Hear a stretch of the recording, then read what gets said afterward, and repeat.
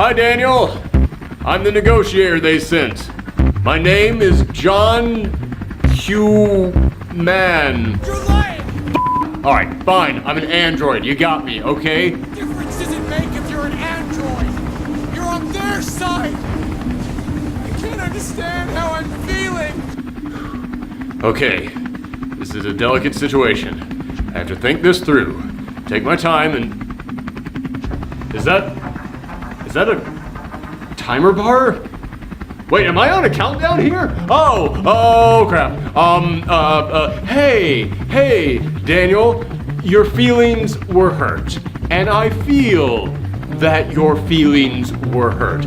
But that doesn't mean you have to hurt others. I mean, don't you care about them? I thought I was part of the family. I thought I mattered. But I was just their toy. Something to throw away when you're done with it. Wow. That sucks. Man, if I was in your shoes, I'd probably do the exact same. Nothing. Okay. Think, John Human. You can do this. Alright, just have to be delicate. I just have to... Why is that even an option? Okay. Okay, dude. This isn't you. You know it's not you. This is just a flaw in your programming. You don't want any of this. No, it's not my fault. No, it isn't.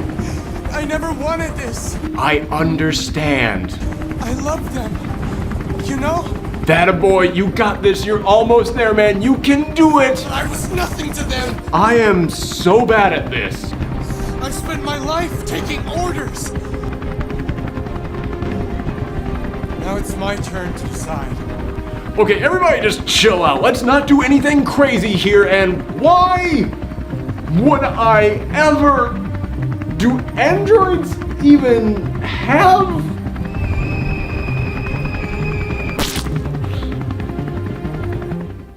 Is the game over? Did I lose? No? It's continuing? So I just have to live with that massive screw up for the rest of the game, huh? Oh, it's gonna be one of those games, isn't it? Well, here's our review. Detroit Become Human is the new game from David Cage that's all about Having fun, all right? Coming along nicely now. Step 3. We all Hey, come on, focus. Get your ass back here. Okay, let's go ahead and address that elephant right off the bat. David Cage is a guy who is known for making huge promises with his games and then never really fulfilling them the way that we had hoped. You might remember him as the guy behind Heavy Rain and Beyond Two Souls, two games with awesome concepts that did kind of stumble and fall pretty hard at times, in all honesty. However, when it comes to Detroit Become Human, yes, it is another game where you are supposed to get into the shoes of these characters and you pick every decision that they're going to make, and the decisions that you make do end up affecting the story in large ways, and you get to control where that story ends up going, which is a promise that many games have made, including the previous games that David Cage himself has made.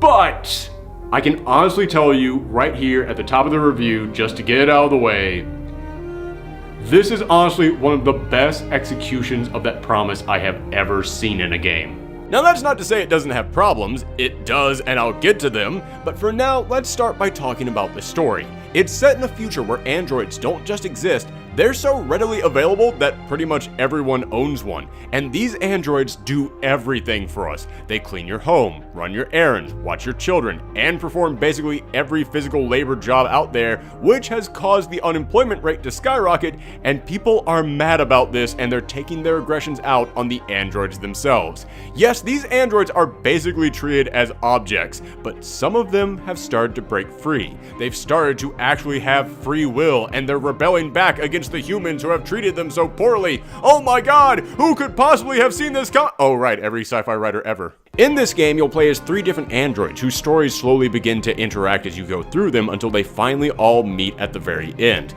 You'll start with Connor, who is a representative of the shadowy company that is creating all these androids, and he's working with the police to figure out why so many of these androids are breaking their programming and becoming deviants as the world has come to know them.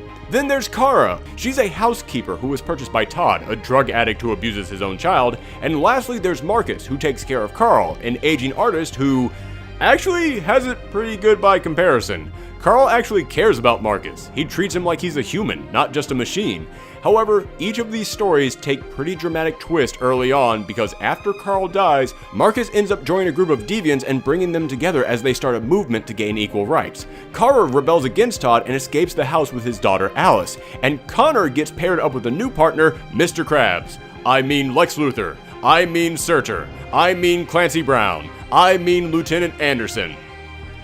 You know what, I'm just going to go back to calling him Clancy Brown. Now I'm going to start describing to you how the choices that you make in this game end up affecting the story, which means that from this point on in this review, there are going to be spoilers? I guess.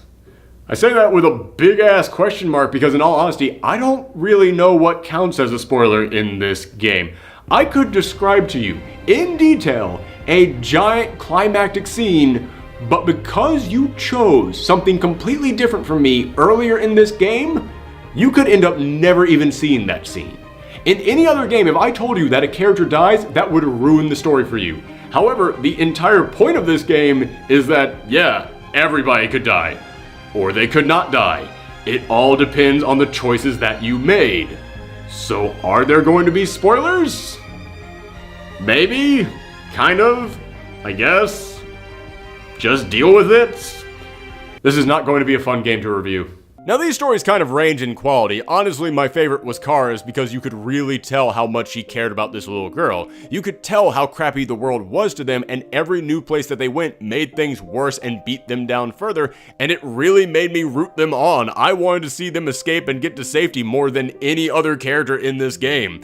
Marcus's story is definitely the most important. He's the one leading the revolution that is changing the entire world, which certainly pulled some emotional chords with me, but honestly, I thought a lot of the actors in this storyline were kind of flat, which hurt some of the scenes. And Connor's story was the most intriguing because he has to solve this case of androids gaining free will while he himself has to fight whether or not he wants free will of his own. However, it has a huge problem because it is the most cliche storyline you could ever imagine. Tell me if you've ever heard this before. A cop is given a new partner. He doesn't want a new partner. He learns to trust this partner and realizes he was wrong for judging the partner for being different. Then they're both taken off the case when it's handed over to the feds, but now they trust each other and now they're invested, so they're going to team up and solve this case on their own. You ever heard that before? If not, then I can only assume you're a time traveler from the 1800s and you probably have many questions about all of this. Now, as I said, each of these stories kind of range in quality, but here's the amazing thing about this game. Even when I could sit there and say, yes, I know it has problems, yes, I know that this is a story I've seen dozens, if not hundreds of times before, I was still completely invested in every single second of this game because of the way they told the story. As I said, you get to control every decision in this game, and sure, not all of them will affect the story, but so many of them do, and in big ways, so I was glued to the screen with every choice. And because the stakes are so high, because you can actually get characters killed, hell, you can get yourself killed, because your choices are that important, I actually ended up getting really attached to these characters. I can't help it. Being allowed to choose how I crafted their stories actually made me care so much more for them, and I became so invested in every little detail. I constantly asked, okay, how could this change the game? And since everything in here is on a timer, I was always on my toes. And many of these choices are obvious how they'll affect the story. Sometimes it's something as simple as shoot this person or don't, and yeah, that's a big no duh in how it'll change your character. But many of these times, these choices will be way more subtle. They'll affect your overall relationship with the person, and if you change those relationships enough over the course of the game, it'll open up brand new paths much later on. For example, Marcus can form a relationship with one of his followers, and if you do that, then it'll play out in a huge way at the very end of the game, but there's no way you could have seen that coming while you were playing it. Those are honestly some of the best examples of how the decisions you can make change this story. When a choice from hours ago will suddenly come back and make you say, I had totally forgotten about that. Another great example of that is that there came a moment in Marcus's story where I thought, this is it, I'm dead, this is how Marcus's story ends, and then a person I had chosen to save hours ago came in and saved my life in return. My jaw dropped at that moment because that's when I realized how important some of these choices were and how many of these choices were going to eventually come back around. Stuff like that really did make it feel like I was crafting this story, building and molding it myself, and that made these characters so much deeper because it felt like they were growing based on their experiences. Best example of that for me is in Connor's story. The company he works for is demanding that he solve this case and stop the deviants, and he's torn because he wants to please his creators and fulfill his mission, but he's starting to feel emotions himself. So all throughout the game, you have to choose, do you lean towards being emotional or do you go full machine? Now, when I played it, I thought, you know what? Marcus is a good guy, Kara is a good guy, we need a villain. We need somebody in here who is going to be the bad guy, so I'm going to go down the dark path with Connor. But then there came a moment that was too dark. I was actually stunned by what Connor had to do for this case, and Connor was too. So at that moment, I decided, that's it, I'm out. I had him start breaking from his programming to become a deviant, and in my head, I kept thinking that was the moment that broke Connor. He was obeying his masters, but that was the straw that broke the camel's back. He couldn't do it anymore, and that made the rest of Connor's story so much deeper for me. It added a new layer to his character, and it's a layer that I, the player, created. And at the end of every chapter, it would present you with a flowchart that would show you all the paths this story could take with all the options that you didn't take blanked out, and then you could see what percentage of people around the world took which option. And for me, personally, this was the massive cherry on top of this sundae. I was fascinated seeing what percentage of people took the peaceful path or the violent path, what percentage of people would get caught and which ones escaped a situation. And I'll admit, most of the choices that I made in this game were the ones that the vast majority of other players did, but every now and again, I would make a choice that almost no one else picked, and it felt like I had just stumbled onto something truly special. Something that almost no one else had seen. I got an ending that only 2% of players got. Just think about that. That means I could be in a room with 50 people and I would be the only one who had seen that ending. I would be the only one who had experienced that. The appeal of games like this is that it's supposed to feel like your playthrough will be unique to you, and when only 2% of people can see a certain ending, yeah, that's about as good as you can make on that promise. And as I said, characters can die in this game, but after I was done with my first playthrough, I looked it up, and not only can they can die constantly. I was stunned to see how many times I had narrowly avoided death in this game. It was like when you get off of an airplane and then find out that the engine blew while you were still in the air. Sure, I had a bad feeling while it was happening, but I didn't realize how bad it was until we were already safe. And sure enough, there was one character in this game who I kept pointing at and saying, I am going to make sure that he lives. Everyone else could die, I am going to make sure that this one character survives. Guess what happened? Yep, the one character who I swore I would make sure that they made it through this game, I got them killed. And after I was done being sad about that, I thought, you know what? I'm sure that happened to everyone. I'm sure that was next to impossible to avoid. I'm sure that everyone saw that scene. Then the giant flowchart popped up, and I saw that only 9% of players got that scene. That's what makes this so amazing. In any other game, if I had gotten a character killed, I'd be frustrated about it. But because this game drives home that feeling of everything is your fault, everything that is happening is because of the decisions that you made. Everything that you did got you to this point. Because it drove home those feelings, I was heartbroken at this. that's what makes this game so good. It's that it was able to make me care that much about the fate of this video game character. Now, what about the gameplay? Well, aside from being basically a futuristic choose-your-own-adventure story, you'll find yourself doing lots of walking and pressing random buttons. This entire game is basically just QuickTime events. Want to pick something up? Better turn the joystick 90 degrees. Want to move an item? Better push the entire controller to the left. Want to perform robot surgery? Get ready to press a lot of buttons in a way that will force your hands into a shape that nature did not design them for. And I know people complain about these controls all the time. Hell, I complain about them. Making games that are nothing but long QuickTime events aren't exactly what I'd call engaging. However, here, it actually kind of works, because the main appeal of this game is the answers you'll have to give at any moment. So you have to pay attention, because these choices can come out of nowhere. So making it so you have to press buttons to do literally anything in this game keeps you on your toes. It keeps you paying attention, so that way you're mentally prepared to have to make these split-second choices. Again, I'm not saying it's great gameplay, but it does serve a purpose. And there are moments where this level of interaction with the environment actually is really cool, like when Marcus has to perform some crazy parkour and you'll have to map out the entire sequence by looking around the environment to see what you can actually jump from. It's like putting together a puzzle, and it feels rewarding when you actually pull it off. Then on the other side of the story, you get to do similar actions with Connor when you have to use his detective vision to find clues and put them together to solve a case. But to me, the best use of these QuickTime events is when you get into a fight. In these moments, you have to react with split-second timing to hit the buttons coming up on the screen, which is a mechanic we've seen for years now, but I've never seen them done this well.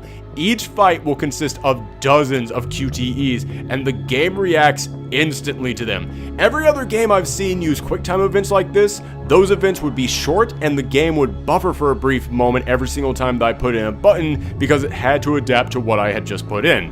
Here, you will go through a huge fight and it is so smooth. I was blown away by the fact that I never once ran into a single frame of lag. And speaking of how smooth this thing runs, the presentation of this game is mind-blowing. These are honestly some of the best graphics I have ever seen on the PlayStation. Yes, there are still small moments of uncanny valley going on here and there. I mean, are we ever going to get long hair to look good in a video game? Just why would you put that mop on poor Clancy Brown's head? But for the most part, these are some of the best looking humans I have ever seen in a game. The woman who guides you through the menu was so realistic, it shocked me every single time that I turned the game on. And the settings are quite simply breathtaking at points. There are moments where you see Marcus climbing through a scrapyard of robots, and it took a realistic setting like a junkyard and turned it into one of the creepiest interpretations of hell I've ever seen in any medium. Or another favorite scene of mine is when Kara is in an abandoned amusement park. That whole sequence made me wish the people behind this game would make a horror game. Seriously, get the team from this game on the next Until Dawn. Or just give me another Until Dawn period. Everyone go play Until Dawn, that game is amazing. Now, I've been praising this game non-stop, but it does have problems, and one of them is the controls. Yeah, I know I just praised the controls despite them being long QuickTime events, but yeah, they're just long QuickTime events. As I said, they serve a purpose, but there's still going to be moments where you stop and say, really? That's what you want me to do? And the point of these QuickTime events is to make you feel like you're in the character's shoes, but almost none of them give you the opportunity to screw it up or refuse to do it. This would have worked way better if I could choose not to do an action and then we saw what happened if I made that choice. Instead, it's just a thing that you have to do to make the scene move along, making them all just kind of feel like busy work. However, the QuickTime events aren't nearly my biggest complaint about the controls. No, that would have to be your walk speed. Dear God!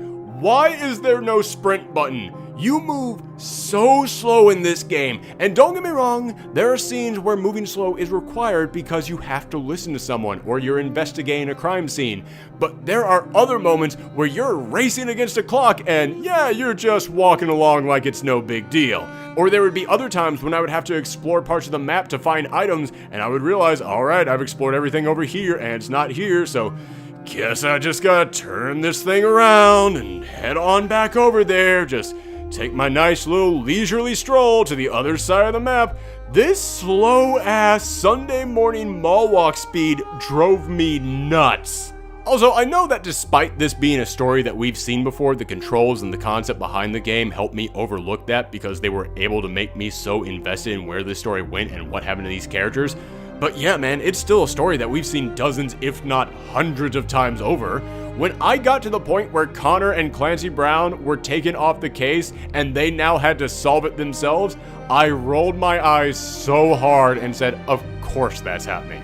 Of course that's where this story is going. Again, the execution can be pretty darn good. One of the greatest moments in this whole game is early on when Carl wants Marcus to think for himself, so he encourages Marcus to paint something, to just close his eyes and put what he feels on the canvas. And yes, we've seen this whole androids having humanity storyline dozens of times before, but this was honestly one of the best scenes of that concept I've ever experienced, and not just because Carl was played by Lance Henriksen, which in and of itself is kind of genius putting him in this game.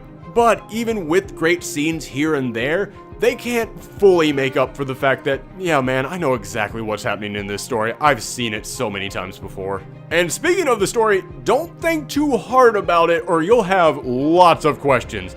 This game was made for CinemaSins, or whatever the video game equivalent of that is. There were moments in this story that left me dumbfounded. There is no other word for it. For example, at one point you have to investigate a case at a strip club where an android killed a client by choking them to death. Then, later on in the game, you learn that another android was working at that exact same strip club who also choked a client to death. How many clients are going to get choked out by androids at this same club before this place gets shut down? And Marcus can free androids just by touching them, and that raised many questions about why these androids don't have any kind of a firewall in them. That seemed a little bit odd to me, but there is, if you go down one certain path, you do get some explanations of how that could possibly happen. Again, no concrete answers, but it's hinted at if nothing else. However, that's not my big question with this. My big question is, after he frees these androids, literally every single one of them wants to join him and go back to his base, and they follow everything that Marcus says. If he was giving them free will, wouldn't at least one of them be like, hey, thanks for freeing me, but this whole putting my life on the line thing, marching in front of soldiers with guns pointing at me, I'm not really on board with that, so I'm just gonna split for Canada. See ya. In fact, it's kind of odd seeing Marcus tell these androids they're free, and then they immediately all start cheering him in unison and repeating every single movement he does as one. It doesn't make them feel like they have free will and individuality, more like they've just been reprogrammed to do whatever Marcus tells them. And the biggest question I had with this story is actually a huge spoiler, so I will keep it super vague. But there is a reveal at the end of the game about a certain character, and after you learn it, all I could think was, how the hell did nobody notice that? How did you get this far in your journey without that being revealed? And I will keep praising how the decisions you make can play out throughout the game. That constantly impressed me, but I would have liked to have seen some of the long-lasting decisions play out more throughout the course of the game rather than all just waiting until the end. Most of these things, like Connor's instability, Marcus's quest for peace or violence, and Kara building a family, never changed a single thing in the game until the very end. It feels like me raising public opinion for the androids maybe should have unlocked some new scenes or dialogue choices with certain characters, or Connor's battle with his emotions feels kind of inconsistent until the very end. It feels like how emotional he is in one scene depends completely on what dialogue choices you chose for that specific scene. You can have him be emotional in one scene and then robotic in the next, and it doesn't really change all that much. For example, one of the recurring themes of Connor's story is that he's learning to be afraid. He's becoming afraid to die. And at one point in this story, I tracked down an android, hacked into his brain to find where his base was, and that android killed himself as I was hacking in, and Connor was shaken because he felt what it was like to die. Now, only 7% of players got that scene. That's huge. That's special, and it means I truly had a unique experience that hardly anyone else did, which is exactly what this game is promising, and I love moments like that. But at that moment I thought, oh man, this is going to change his character forever. This story is going to go down a path that nobody else has gotten to see, and yeah, no. That huge event that played off everything that had been building with Connor's character throughout his storyline and shook him to his core doesn't really amount to anything. It just adds more points to your instability, which you can raise your instability or lower your instability several other ways in this game. It really wasn't that important to his overall story. However, again, one of the reasons I love this game is because, I'll admit, I did kind of build the story in my own head as I played it, which I think is what this game wants you to do. Because even if they didn't bring up huge plot points like Connor feeling what it's like to die, when I turned Connor into a deviant, I was thinking about that scene. That was in my mind when I was making this choice that would forever affect this character. So in a weird way, I was reading that as this is what's going through this character's mind as well at the same time, which again, I think is how they wanted you to play this game. I'm not giving them extra points for that because it could just have been my own personal experience. I could be reading way too much into this game, but I do think that I'm not the only one who played the game like this. However, there is one final problem that I have to bring up, and I saved it for the end because in all honesty, after all this time, I'm still not entirely sure how to talk about this, or if I'm being completely honest, how I really feel about this.